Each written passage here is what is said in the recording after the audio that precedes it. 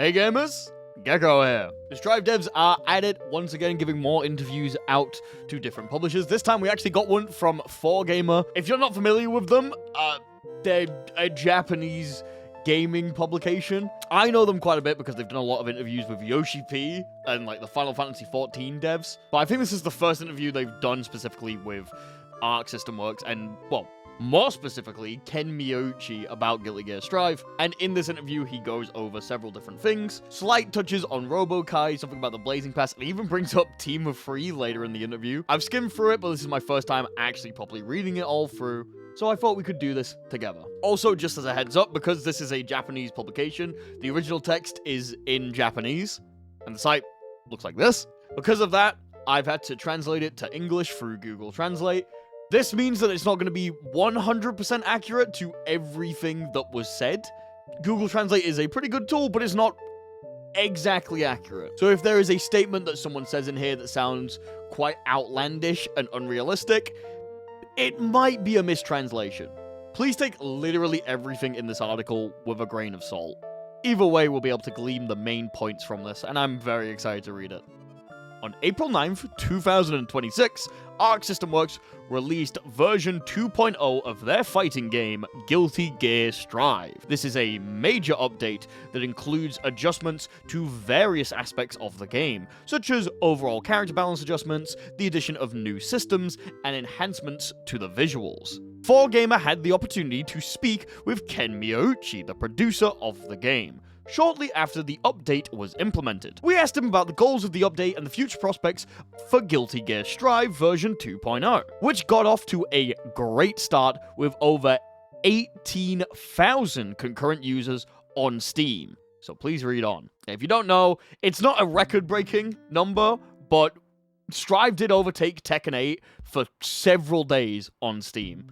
I think it's dropped down below again a little bit, but for a 5-year-old game, that's not bad. Version 2.0 will give existing players a sense of refreshment while also serving as an entry point for new players. This time, a large-scaled update called version 2.0 has been released. It's been significantly revamped. So could you tell us about the process that led to this? There are 2 main goals for version 2.0. One is to give existing players a sense of freshness, and the other is to create an opportunity for new players to easily join the game.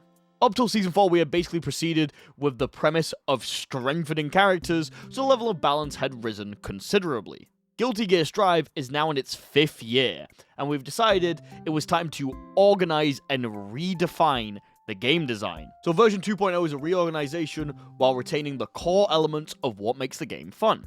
Yes, we wanted to retain the fun aspects of the game, such as the fighting style that makes the most of each character's individuality, the highly flexible offense and defense using the tension gauge, and the seamless flow of matches thanks to wall breaks, while also creating an environment that would make it easier for new players to get into the game. In order to do that, we needed to lower the overall standards once. This is how we ended up with version 2.0. To be fair, to pause a little bit here and give my personal opinion, I am mostly happy with the balance patches, but I do think that there are some elements where they missed a couple of things.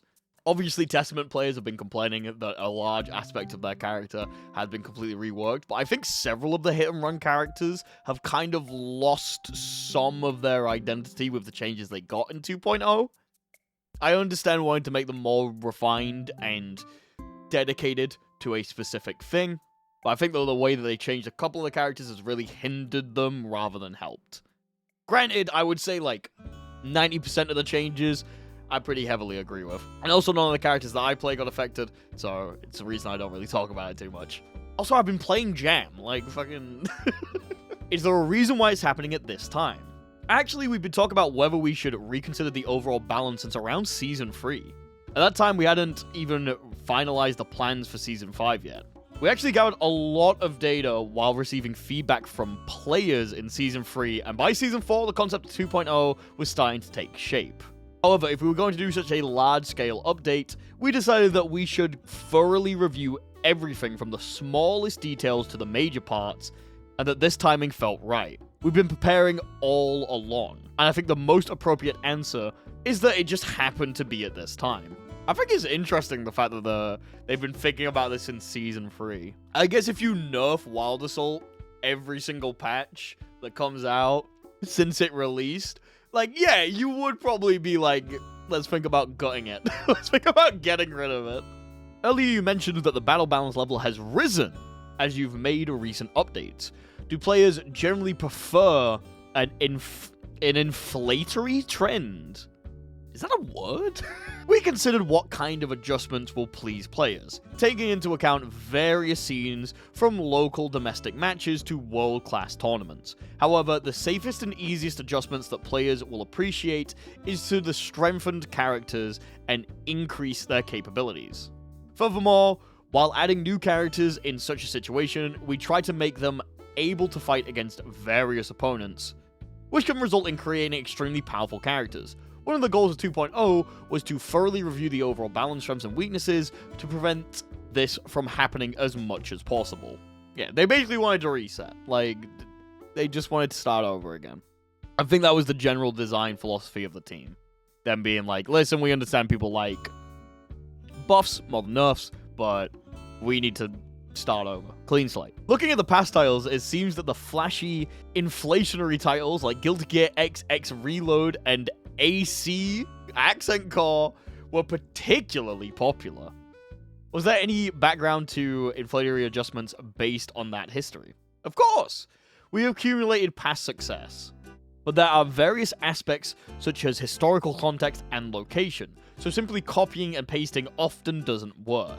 I think this update has given us an opportunity to re-examine things from a fresh perspective, including those aspects. It has been a big topic on social media and elsewhere, but what has the response from players been like?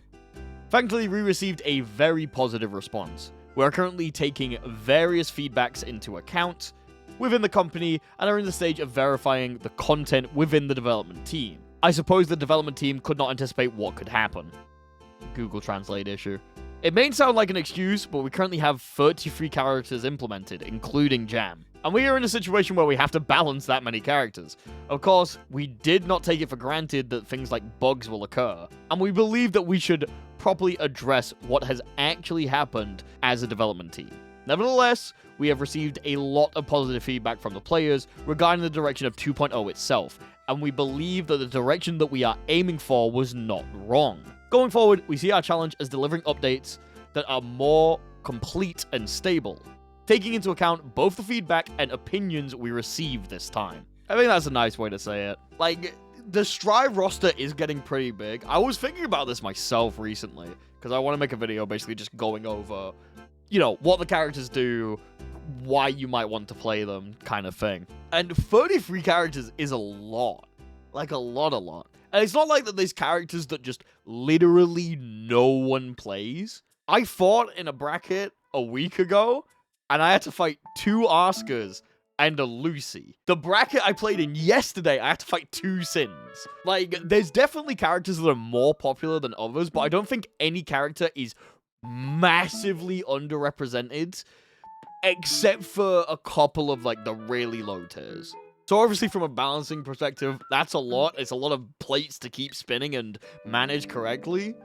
But from a player perspective as well, it's getting like there's a lot of things that you need to learn. I'm down for it as someone who likes playing the game, but it is definitely going to get a little bit daunting from here on out. The concurrent users on Steam has been a hot topic, and I heard that it peaked at 18,000. The highest concurrent players on Steam for the game was 30,000 at launch, followed by 16,000 when Dizzy was added. This time we've broken our second highest record, and it's the game's 5th year.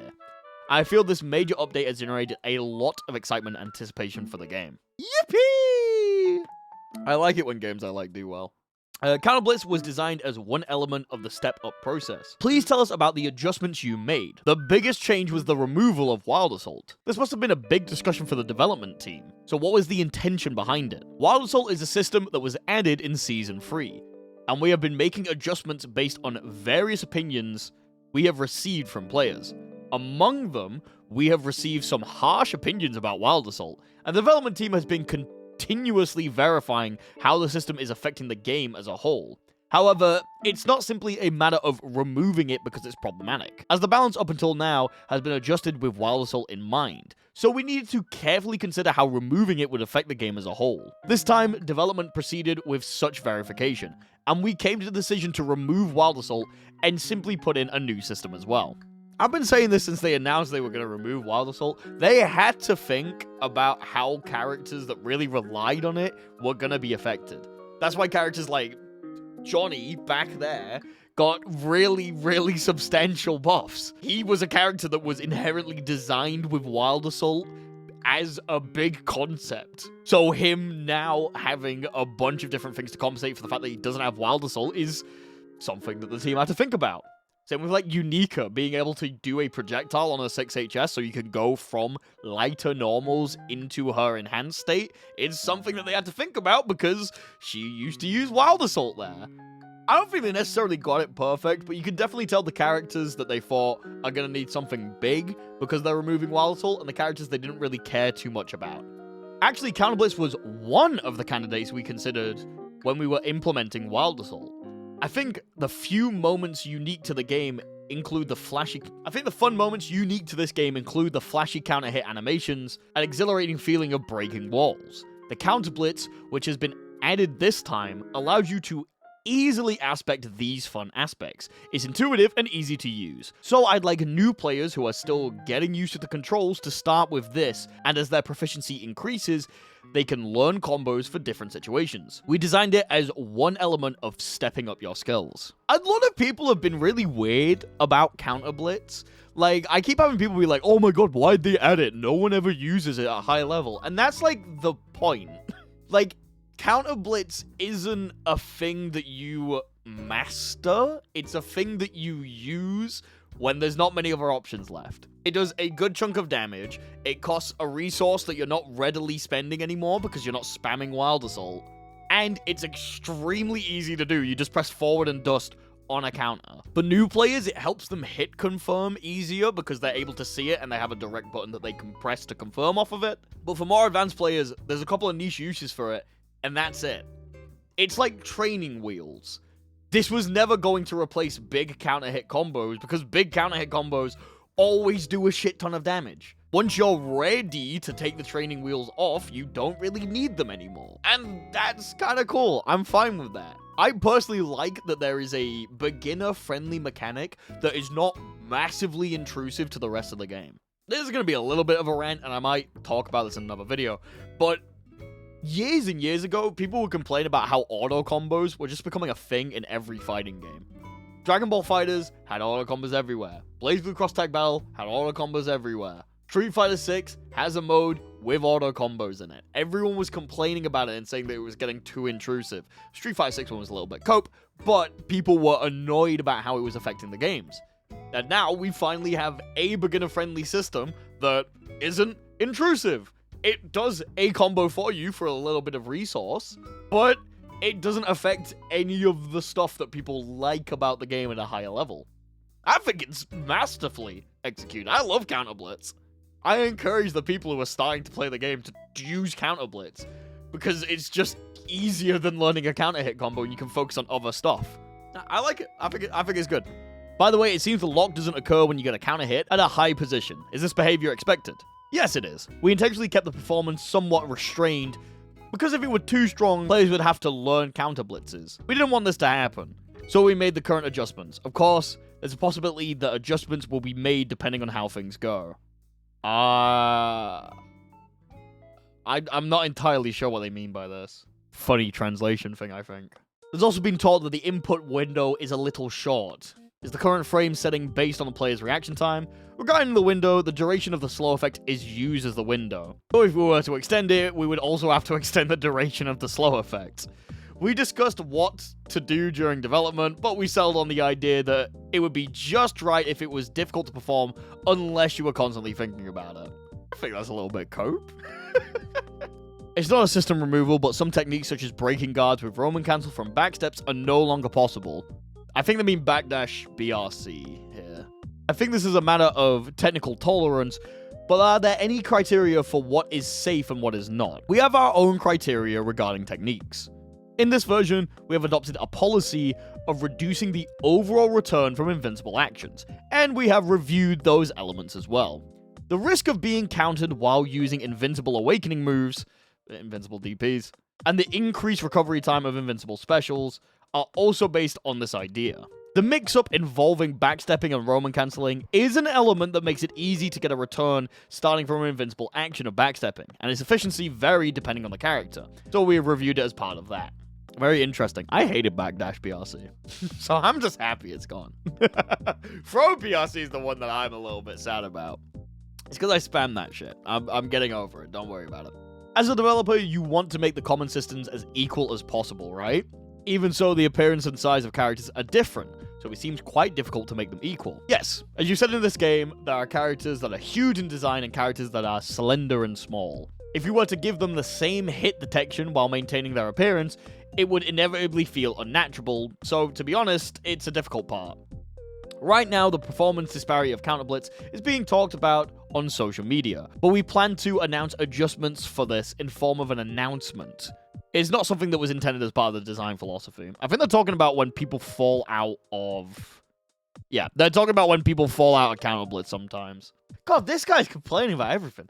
Also, Bedman, the community has pointed out issues such as Delilah appearing too close to the screen, making it difficult to see the character. Who is still complaining about Delilah in current day? And the confusing behavior of the lobby battle stations. Do you have any plans to address these in the future? We are constantly testing to improve the comfort of gameplay, and while we can't tell you exactly what we will do, we have received your feedback.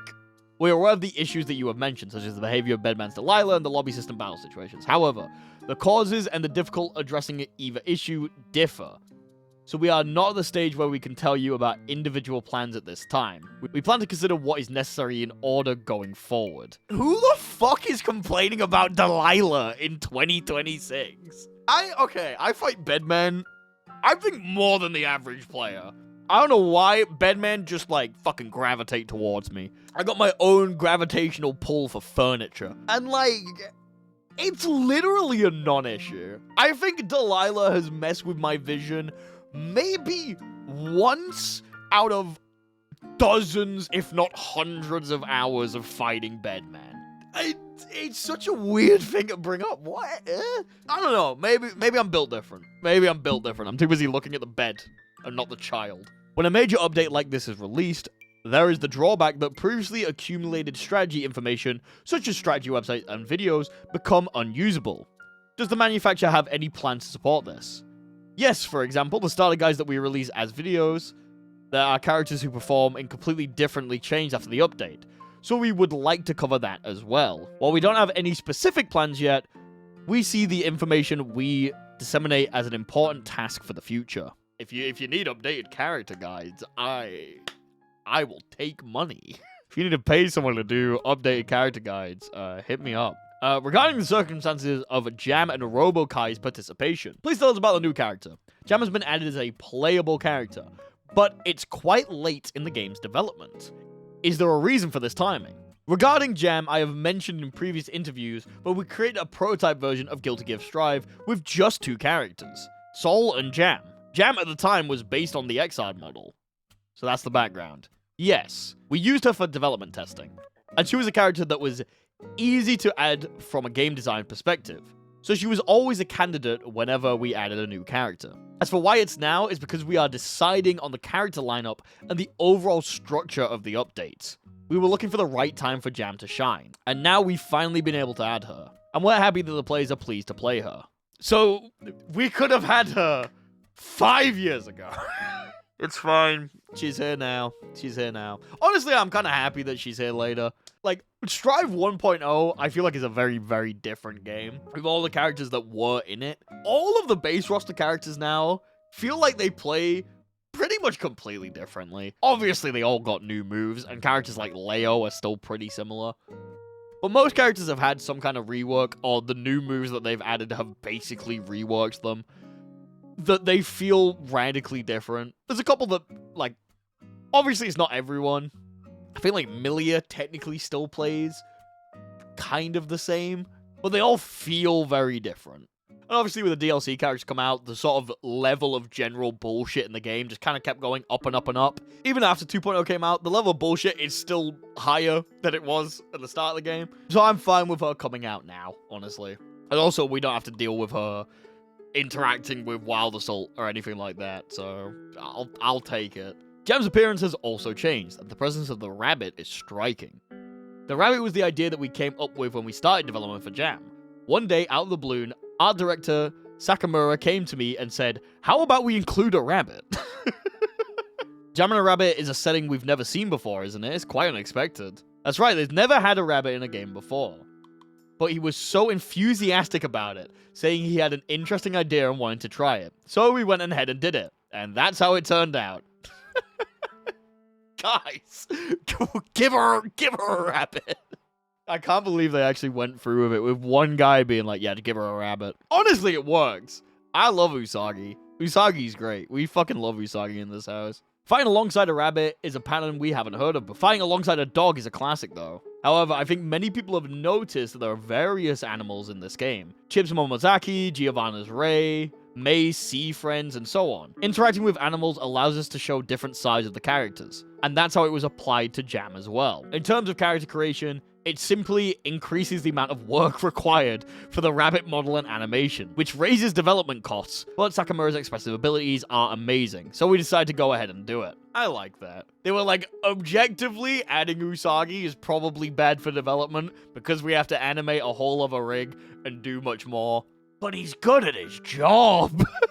He's really good at his job. The visuals are great even at first glance, aren't they? They feel very fresh.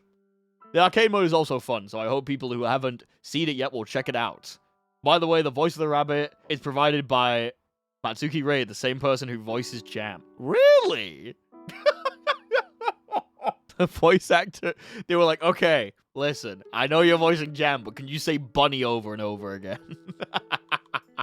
What about Jam's performance characteristics? Jan's character concept is a highly mobile fighter who excels at fighting while sticking close to her opponent.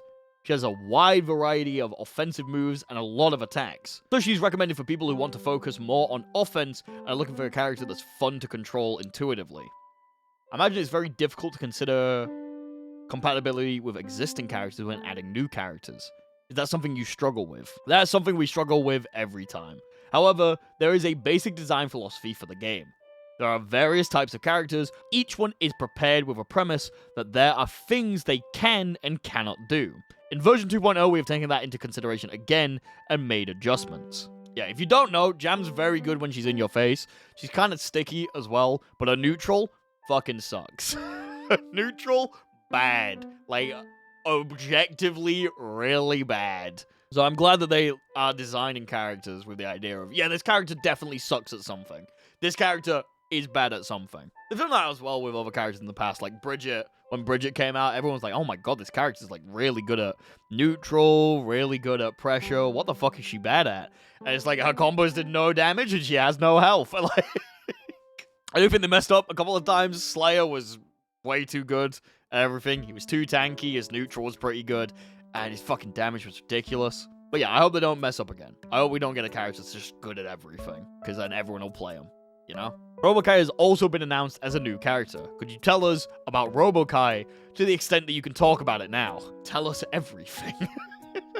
Robo-Ky is a popular character in the series, and we have been thinking about including him at some point. However, this is a bit of a development issue, but it's been quite difficult to create a robot-like gimmick in animation for a 3D model. The reason it's happening now is that we were developing Jam in parallel. It will only require the main body, so we figured it wouldn't take an enormous amount of time.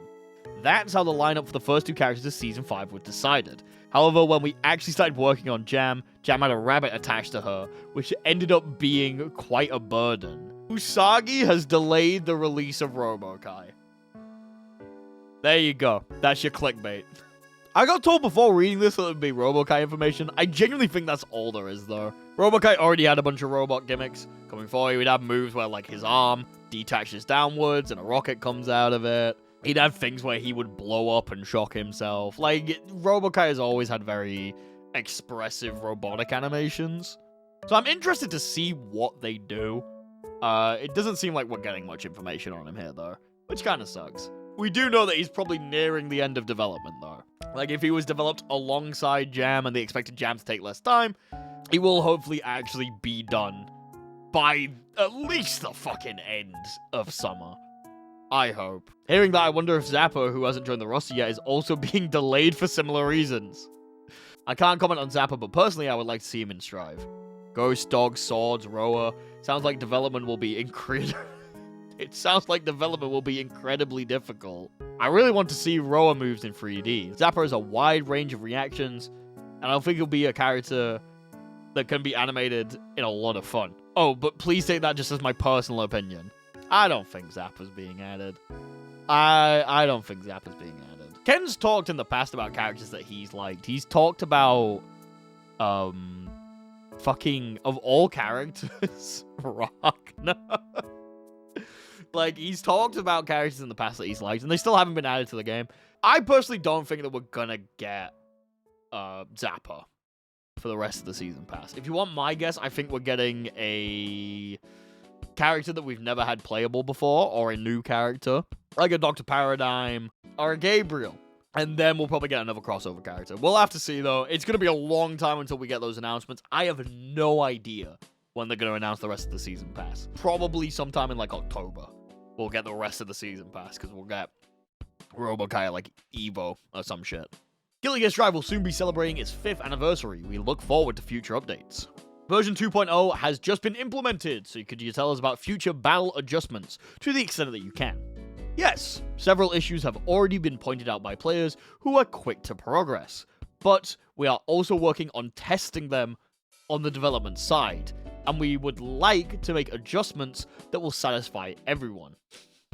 Oh no, I already read the next line. Happy Chaos is a character that becomes a topic of discussion every time it is adjusted. But is it difficult to adjust characters with such complex concepts? Happy Chaos is a difficult character, but with this rework, we have redefined its concepts. Why do they keep calling him it? It may have already been announced by the time the article is published, but some combos that we did not anticipate have emerged, so we would like to resolve them as soon as possible. Ooh, not in time for fucking Evo Japan, though.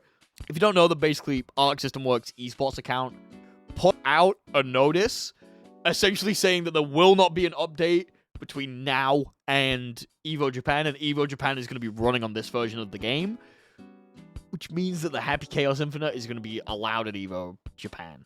I would like to think it won't be too game-breaking, but if you are going to Evo Japan, I beg you, find a way to lab against that shit. Just know basic things of how he's going to put you into it. It's only an infinite if he's mid-screen and you're in the corner. If you're not actually in the corner, you're able to move back a little bit, you can backdash the first shot. That's, like, as much as I know. But if you're going to Evo Japan and you want a good chance of beating some people, you're going to have to do your homework. It's going to be very interesting to see. I'm scared. In addition to the fighting game part, there have also been announcements of wanted posters, UI, weapons, and appearance change skins. How often are these elements planned to be added in the future? As for the rewards for those, we have prepared the Blazing Pass, a so-called battle pass. By completing challenges within the game, you will level up and receive rewards corresponding to your level. We expect to announce the start date of the Blazing Pass soon, so please look forward to it. Probably going to hear about it at Evo Japan. There will also be a paid add-on pass for the Blazing Patch, which will offer more luxurious items as rewards. GGST Drive has not had any decorative customization elements until now, so we hope that these elements will motivate players to continue playing the game. We plan to update the content approximately every 3 months. 3 months per battle pass. Get to it. It seems like developing skins would be quite time-consuming. You're right, it's difficult to provide them to every single character. As a development team, we'll be doing our best to prepare them, so we hope you'll look forward to them. I don't know if we should take that as every character's going to get a skin. I imagine that they're going to go with, like, the most popular and most played characters. Like, Dizzy's there, and she's a very, like, casual, friendly, popular character. So, we'll have to see what they do. You mentioned that the updates will be released every 3 months. Are there any plans to provide the opportunity for players to obtain these rewards after the update ends? Yes, it's difficult to tell you the specific way to obtain them right now, but we do plan to provide other ways to obtain them. Difficult to tell probably sounds like they're not just going to put it in fishing, which would have been funny. I'm interested. I'm glad to hear that you'll be able to get them in another way. I hope that's not paying for, like, just what it was. But we'll have to see. My hope would be that, like, the previous season pass unlocks, like, after 2 or something. So, like, when the 3rd Blazing Pass comes out, everything that was in the 1st Blazing Pass, you can get for, like, world dollars in-game. Because at that point, there's no real point to charge it because it's been so long. And obviously, they mentioned that the, like, in-game cutscenes, the, like, story element stuff, that's going to be available just after the Blazing Pass is over. You're essentially just getting it a little bit early for doing the Blazing Pass. Free skins! The version 2.0 update will likely have a significant impact on Team of 3. Are there any plans to make adjustments to that? Regarding Team of 3, I've been discussing with the development director that we want to make adjustments at some point. We're currently considering this while taking into the account the opinions and requests of our players.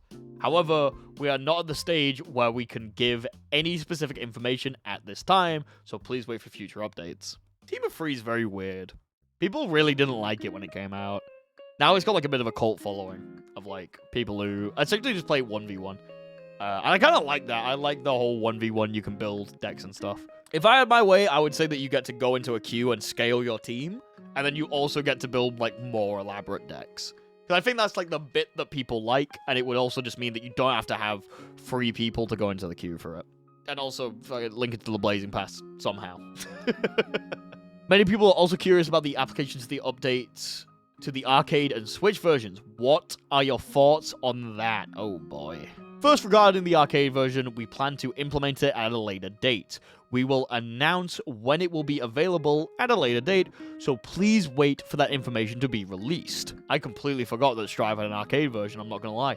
Regarding Strive Nintendo Switch Edition, there are many points to consider as we move forward with compatibility, as it involves unique adjustments to be made to be playable on the Switch. Of course, we would like those who are playing on the Switch version to also play the latest version, but we are not at the stage where we can give you any specific information at this time. They've been a bit iffy on the Switch version. I'm personally a bit iffy on the Switch version, genuinely. I think it is a good implementation, but the fact that it's not got crossplay with the rest of the ecosystem really just makes it feel weird.